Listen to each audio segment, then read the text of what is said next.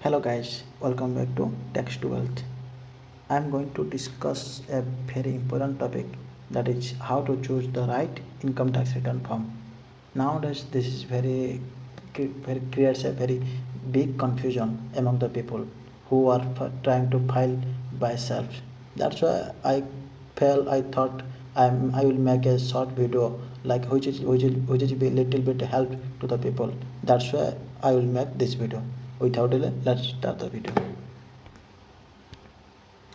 This is all about the income tax return form to choose. How can we choose, and all about the form. That's which will be help to file the income tax return properly. Okay. The first one is ITR one. No, that means okay. Okay. How to choose the right ITR form, right?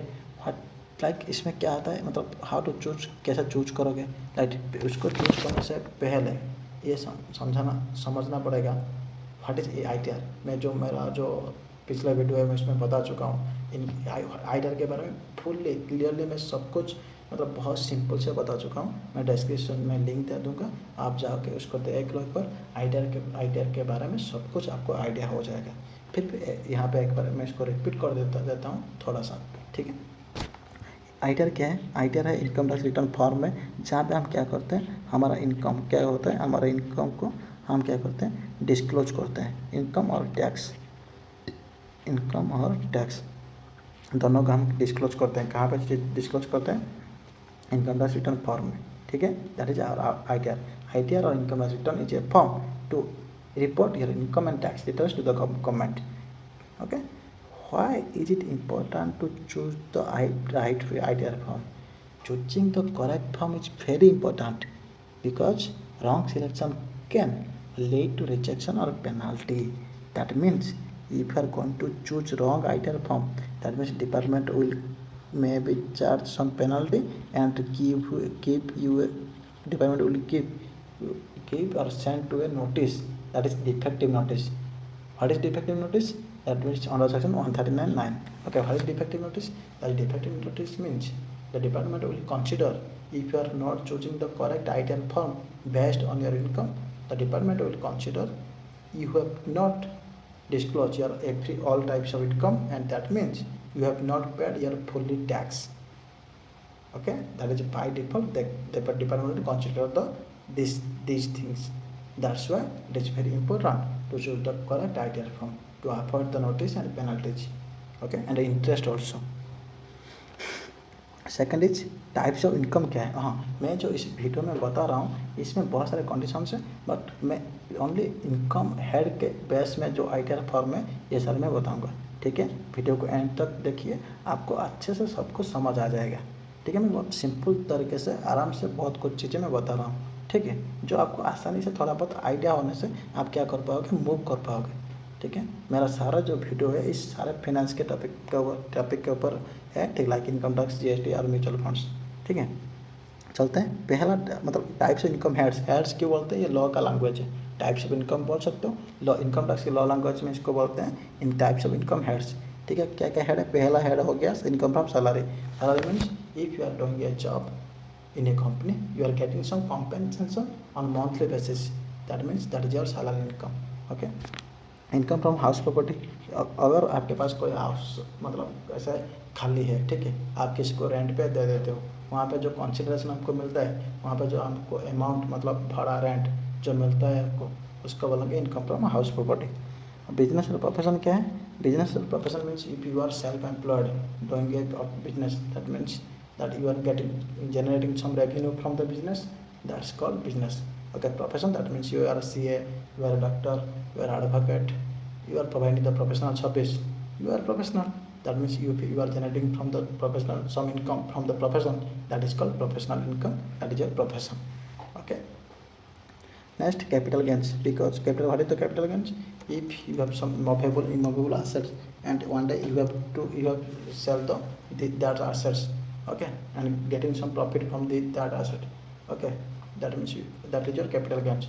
Also another capital gain is sale of the stocks units, sale of the mutual fund units, that is your also capital gain. Okay, other source bank interest, commission, okay, B R bank interest, commission और insurance commission, this type of bank other income from other source, this is a very small topic, ठीक है। तो इस 5 head of income पे ITR बना है।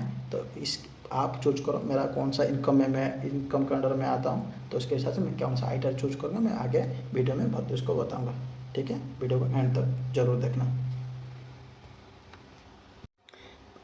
Types of ITR मतलब कितने जो इनकम हेड के ऊपर जो आईटीआर बना है, ये कितने सारा आईटीआर है। पहला आईटीआर क्या, आईटीआर 1 सहज, बहुत सिंपल आईटीआर है। आईटीआर 2, 3, 4, 5, 6, 7, इतना आईटीआर है, ठीक है। बट मैं इसमें से 4 आईटीआर को बताऊंगा, आईटीआर 1, 2, 3, 4। इसमें तो बहुत सिंपल चीज़ है, मैं सारा बता दूंगा। बाकी आईटीआर मतलब इसमें एक वन बताऊंगा तो बहुत लेंथी वीडियो हो जाएगा, ठीक है। मैं इसका पॉसिबल होगा तो पार्ट 2 बना दूंगा। मतलब ये सिर्फ वीडियो जो सिंपल मतलब सैलरी पर्सन, सिंपल मतलब स्मॉल बिजनेसमैन है, उनके लिए वीडियो है, ठीक है।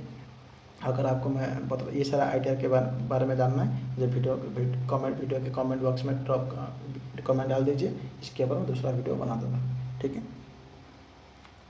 आइडिया 1 क्या है, आइडिया 1 है क्या है, जो लोग जॉब कर रहे हैं, ठीक है, जो लोग क्या कर रहे हैं, जॉब कर रहे हैं। That means idea is for most salaried persons only with simple income but not for business people or those with their capital gains।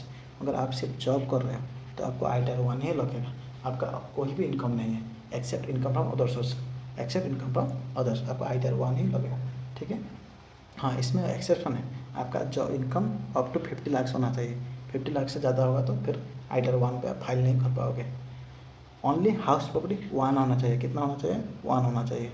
More than 1 house property होगा तो फिर आपको आईटीआर 1 में डिस्क्लोज आप नहीं कर पाओगे, ठीक है।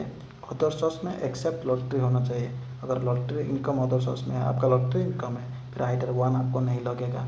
आपका जो बिजनेस कैपिटल गेन्स अगर बिजनेस और एग्रीकल्चर इनकम मोर देन 5000 है तो ये आईटीआर 1 में कंसिडर नहीं होगे। सिर्फ क्या क्या होगे, आप सैलरी इनकम होना चाहिए, income from house property 1 house property होना चाहिए, और बाकी ये दोनों चीज़ होगा तो आप आईटीआर 1 फाइल कर पाओगे, अदरवाइज आप आईटीआर 1 फाइल नहीं कर पाओगे, ठीक है। आईटीआर 2 क्या है, सैलरी आपका होना चाहिए, उसके साथ सीजी कैपिटल गेन होना चाहिए, जहाँ आईटीआर 1 पे नहीं हो रहा था, ठीक है। इसके बाद क्या, मोर देन 1 हाउस प्रॉपर्टी होना चाहिए, वहाँ पे आईटीआर पे नहीं हो रहा था, यहाँ पे होना चाहिए। फॉरेन इनकम आपको होना चाहिए, फॉरेन इनकम होगा तब आईटीआर 1 पे फाइल नहीं कर पाओगे, यहाँ करोगे। बट यहाँ पे भी बिजनेस मना है, बिजनेस का इनकम नहीं कर पाओगे, ठीक है। आईटीआर 3 क्या है, आपका बिजनेस इनकम होना चाहिए, ठीक है। बट बिजनेस इनकम आप प्रेजेंटिव पे नहीं दिखा पाओगे, दैट इज वेरी द प्रेजेंटिव, मैं आगे बताऊंगा आईटीआर 4 में, ठीक है। बस थोड़ा सा ध्यान रखो इसको। आप अगर स्टॉक मार्केट में इन्वेस्ट कर रहे हो, कहाँ पे, स्टॉक मार्केट में, अगर इसको आप प्राइमरी इनकम दिखा रहे हो, मतलब बिजनेस कर रहे हो, ट्रेडिंग कर रहे हो, मतलब फ्रिक्वेंटली, ओके, तो इसको आप प्राइमरी बिजनेस दिखाओगे तो फिर आईटीआर 3 लगेगा। That means ITR 3 is used by businessman, professionals like doctors and also for people trading in shares frequently. Got my point? And all type of income heads are considered in ITR 3, okay, all type of income heads, ठीक है। ITR 4 क्या रहे, ITR 4 ये है मतलब जो small businessman है उनको एस्टिमेटेड इनकम पे क्या करना है, टैक्स देना है। That means if you are a freelancer और ए रन स्मॉल शॉप और you are a small businessman and want to pay tax on estimated income, that is only ITR 4 is suitable for you. Got my point? Okay, suppose मैं कितना 10 लाख कितना को क्या कर रहा हूँ, इस फाइनेंशियल ईयर 24-25 में सेल किया, राइट। मैं सोच रहा हूँ 10% प्रॉफिट दूंगा, कितना, 10% प्रॉफिट निकालूंगा, कितना हो गया 10 लाख में 10% प्रॉफिट 1 लाख, कितना हो गया 1 लाख। दैट मीन्स मैं 1 लाख के ऊपर क्या करूँगा, टैक्स दूंगा, राइट। दैट मीन्स ये that is my estimated income, क्या हो गया, estimated income. That means I can file ITR 4, okay, ठीक है। फर्स्ट मेरा टर्नओवर ये जो 10 लाख का शेयर ये मतलब इंक्रीज होके कितना 2 शेयर होना चाहिए, ज़्यादा होगा तो मैं रिप्रेजेंटेटिव नहीं फाइल कर पाऊँगा, ITR 4 फाइल नहीं कर पाऊँगा, फिर मुझे ITR 3 फाइल करना पड़ेगा, ठीक है। But income declared fixed rate, मतलब फिक्स्ड रेट मैंने दैट मीन्स 10%। फिक्स्ड रेट का मीनिंग क्या है, 10% मतलब फिक्स, ये हमेशा फिक्स नहीं रहेगा। मेरा इस साल 10% प्रॉफिट है, और मतलब नेक्स्ट ईयर 12% हो सकता है, 8% हो सकता है, ठीक है। हाँ, इसमें एक बहुत बड़ा मतलब पॉइंट क्या है, आप अगर सब मतलब जितना भी आप सेल कर रहे हो, जितना भी आप रेवेन्यू हुआ, अगर सारा के सारा अमाउंट बैंक में रिसीव कर रहे हो, then you can choose minimum 6%, minimum 6, इसके नीचे नहीं आ सकता है। अगर नहीं इसके नीचे प्रॉफिट आया तो आपको ऑडिट करना पड़ेगा। क्या करना पड़ेगा? ऑडिट करना पड़ेगा, ठीक है। अगर आप कैश में भी कर रहे हो तो मिनिमम कितना हो जाएगा? 8%। 8% के नीचे आप नहीं दिखा पाओगे। अगर 8% के नीचे आप दिखाओगे फिर आपको ऑडिट करना पड़ेगा, ठीक है। ये क्या आईटीआर फॉर्म में ये ऐसा रूल है, ठीक है।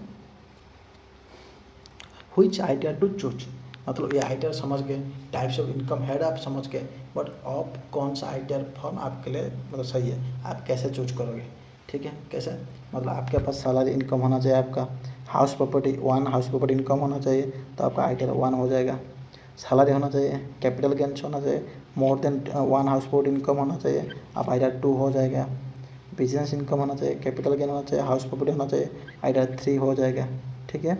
मतलब बिजनेस इनकम प्रिजम्पटिव में होना चाहिए, दैट मीन्स एस्टिमेटेड। क्या हो गया? ये हो गया एस्टिमेटेड, ठीक है। एस्टिमेटेड क्या है? एस्टिमेटेड, ठीक है। एस्टिमेटेड इनकम होना चाहिए और सैलरी होना चाहिए, इसमें आईटीआर 4 आ जाएगा, ठीक है। इसमें यहाँ पे एक अपडेट है, कहाँ पे? आईटीआर 1 पे। अगर आपका income from capital gain, that means LTCG, long term income, LTCG क्या है? एलटीसीजी इनकम अगर 1.25 लाख से कम है और अप टू 1.25 लाख है, वहाँ पे क्या आप आईटीआर 1 में इनकम कैपिटल गेन को दिखा सकते हो। ये इस साल अपडेट आया हुआ है, ठीक है। दैट मीन्स पहले आईटीआर 1 में कैपिटल गेन हम मतलब डिस्क्लोज नहीं कर सकते थे, बट इस साल कर सकते हैं। अगर आपका सिर्फ कैपिटल गेन होगा तो, फिर LTC long term capital gain होगा तो, STC short term capital gain होगा तो फिर आईटीआर 1 पे नहीं डिस्क्लोज कर सकते, क्योंकि लॉन्ग टर्म में अप टू 1.25 लाख एग्जेम्पशन है। इसलिए आईटीआर 1 में डिस्क्लोज करने के लिए रिलैक्सेशन कौन दे रखा है? गवर्नमेंट दे रखा है। सपोज आई एम मतलब small salary person and investing small amount in mutual fund. Okay, suppose in current year I have made redemption and get some profit from the mutual fund. That means below 1.25 lakhs. Okay, by default I am this is mandatory for me. Okay, this is bound. I will choose either two. That's why government has that think about that type of taxpayer, that's they are facing these problems. Okay, if he is investing small amount in mutual fund, then why he will facing, why he will taking the problem to file ITR 2. That's why government has given relaxation. If here is capital gain is up to 1.25 lakh, then you can disclose in ITR 1, and that capital gain should be long term capital gain. Okay, बढ़ते हैं आगे, चलिए। Common mistakes to avoid. What are the common mistakes?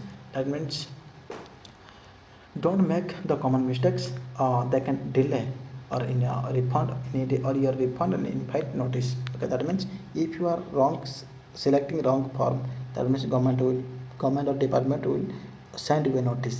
That means you have not paid all taxes, that you have not disclosed your all type of incomes. If you are not disclosing your all type of incomes, government will by default considering that you have black money. Okay, not reporting all type of incomes, forgetting disclose to exempt incomes. Okay, समझ क्या है? पहले आप समझो आपका income type क्या है, मतलब कौन सा हेड में आप आ रहे हो. इन शॉर्ट क्या बता सकते हैं? Know your income, check from rules and file the right one. It is easy if you follow this steps, otherwise you will facing many type of problems, and also in future you have a if in future you also get a notice. Okay, that's why you have to understand these steps completely. Know your income type, understand each ITR form, and file the right one to avoid this type of problems. Okay,